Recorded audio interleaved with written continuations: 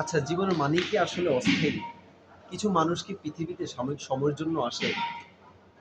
এই কথাটি আসলে বাস্তবতা হলো প্রতিটি মানুষ কোনো স্থানে সাময়িক সময়ের জন্য যায়।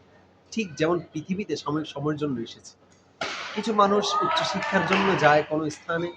উচ্চশিক্ষা শেষ হওয়ার পরে ঠিক যেমন বাড়িতে ফিরে আসে চাকরিজীবী, চাকরিতে যাওয়ার পরে ঠিক তেমনই বাড়িতে ফিরে আসে।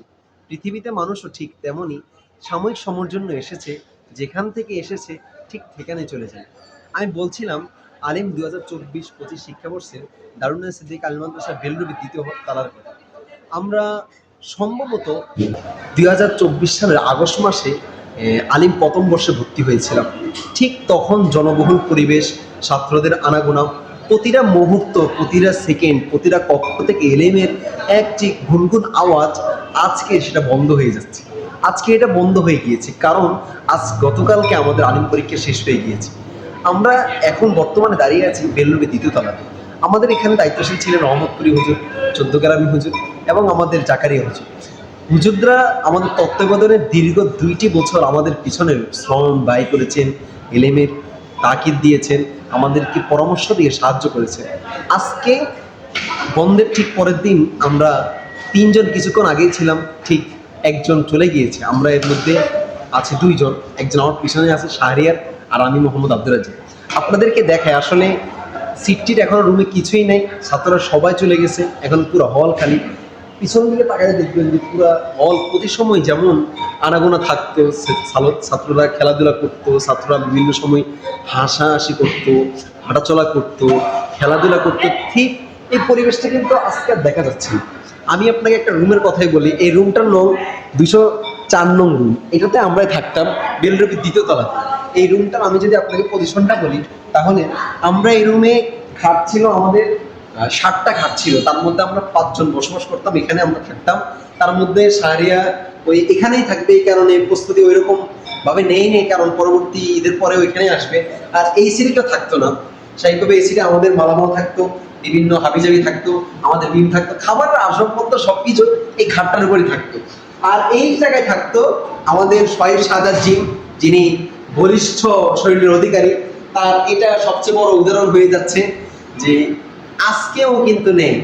স্বাভাবিকভাবে আমরা সবসময় কি করি, সবসময় বাড়িতে যাওয়ার সময় যেটা ফিল করি, সবাই চলে যাচ্ছে আবার চলে আসবে। আমার ঠিক আজকেও ঠিক এটাই মনে হচ্ছে যে ছাত্ররা বাড়িতে চলে গেছে আবার চলে আসবে। আসলে মনকে বুঝাতে পারছিলাম না যে ছাত্ররা আবার চলে আসবে।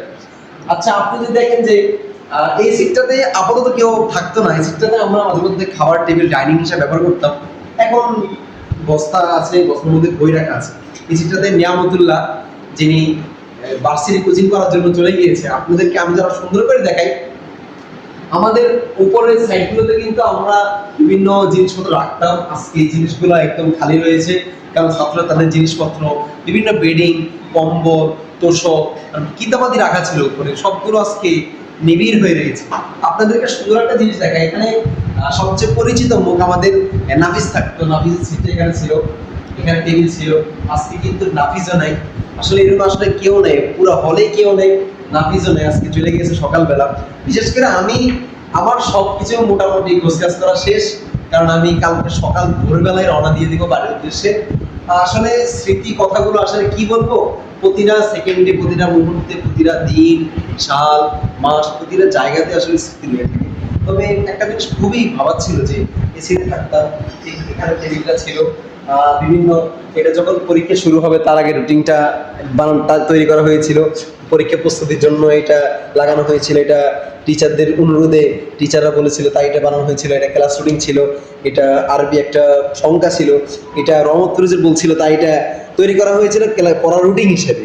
এটা আমাদের সবচেয়ে সুন্দর জিনিস হচ্ছে সর্বশেষ যখন জুন জুলাই আমাদের প্রস্তুতির মাস ছিল, জুন জুলাই মাস আমাদের পরীক্ষা হয়েছে। এই 2টা মাসের আমি ক্যালেন্ডার রাখছিলাম, প্রতিদিন কেটে কেটে দিতাম। আর এটা আইসিটি আলিমের সবচেয়ে কঠিন যে সাবজেক্ট, আইসিটির একটা নমুনা ছিল, যে এক চোখে আমি মাঝে মধ্যে আমার নোট ছিল আর কি, ব্যক্তিগত নোট। আর বিভিন্ন সময় ক্লাস রুটিন ছিল এটা, বিভিন্ন সময় এটা ছিল, এটা মাঝে মধ্যে আমি বাংলার একটা কোরআন পড়তাম, এটাই ছিল। সবচেয়ে খারাপ লাগার যে বিষয়টা, আসলে আজকে প্রায় আমি 16 সাল থেকে আজ অবধি, আজকে 2026 পর্যন্ত দারুণাতে অবস্থান করছি। আমি 16 সালে আসছিলাম হেফসখানাতে। হেফসখানা শেষ করার পরে ধীরে ধীরে শিক্ষার জন্য তাকসিরশাহে গিয়েছিলাম। সেখান থেকে 9 এ দারুণা চলে আসলাম। দাখিল পরীক্ষার পরে যেটা হতো যে মনে হতো মাঝে মধ্যে যে চলে তো আসবোই, অসুবিধা নেই, মন খারাপ কিছু নেই, সবাইকে আপনের মতো বিদায় নিয়ে তারপর আসবোই তো আমরা আলিম। তবে আজকে কেন যেন মনে হচ্ছে যে ছাত্ররা চলেই যাচ্ছে, আর তো ওদের সাথে দেখা হবে না। এমন ছাত্র আছে যারা আজকে যে এই দারুণাতে গিয়েছে তারা আর কোনোদিন ওই দারুণাতের গেটে প্রবেশ করবে না। এমনও ছাত্র আছে যারা এই দারুণাতে কোনোদিন আর মাটি স্পর্শ করবে না, কোনোদিন আমাদের সাথে কন্ট্যাক্ট করার কোনো সুযোগও থাকবে না। এমনও ছাত্র আছে যারা হইতে পারে আমাদেরকে ছেড়ে পরকালেও চলে যেতে পারে, কেউ উচ্চশিক্ষার জন্য বিদেশ যাইতে পারে, কেউ অ্যাডমিশনের জন্য ইউনিভার্সিটি যেতে পারে। যে যেখানে থাকো, আমি আশা করি সবাই সবার সাথে যোগাযোগ রাখবে, সবাই সবার সাথে সম্পর্ক ভালো রাখবে, সবাই সবার সাথে কমিউনিকেশন সবচেয়ে ভালো রাখবে, ওদের সাথে কথা বলবে, যোগাযোগের আমাদের যে হোয়াটসঅ্যাপ গ্রুপ আছে এখানে যোগাযোগের আশাই করি। আসসালামু আলাইকুম ওয়া রাহমাতুল্লাহি ওয়া বারাকাতুহু।